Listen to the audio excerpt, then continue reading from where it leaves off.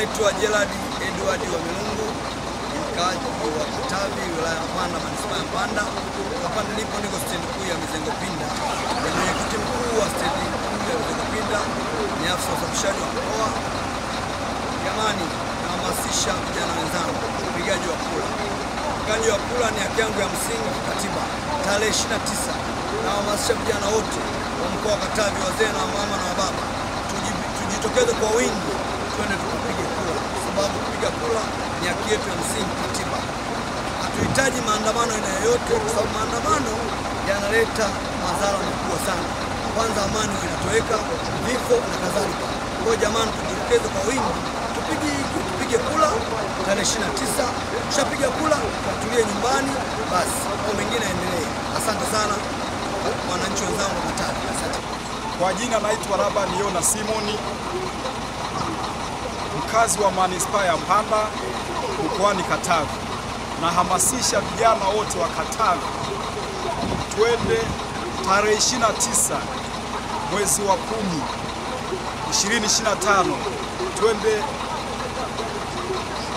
twende kwenye uchaguzi, tuchague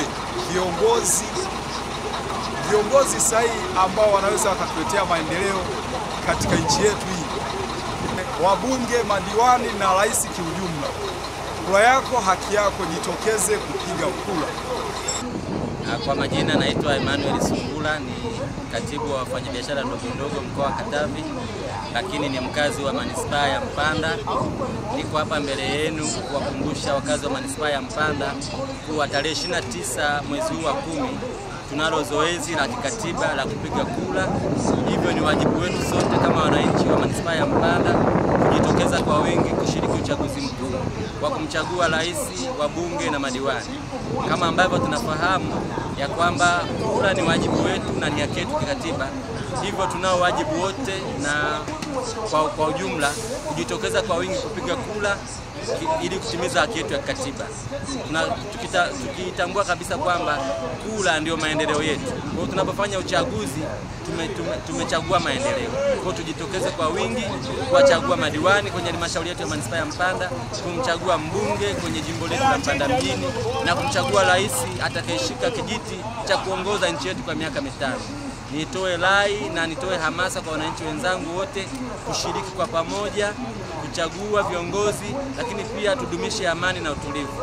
Tuchague kwa utulivu na kwa amani ili maendeleo yetu, manispaa yetu uweze kuendelea mbele. Majina naitwa Elizabeth Laurenti, ni mtu wa manispaa ya Mpanda. Jamani wananchi, nahamasisha kwenda kujitokeza kupiga kura. Yaani kura ni wajibu wetu sisi wananchi. Tusipojitokeza kupiga kura itakuwa sio jambo salama wala sio sahihi. Twende tukapige kura kwa amani na utulivu, tusitoke migogoro wala ugomvi wowote. Kwa hiyo mimi sitamani kuwa na maandamano, bora tukapige kura kwa amani na utulivu.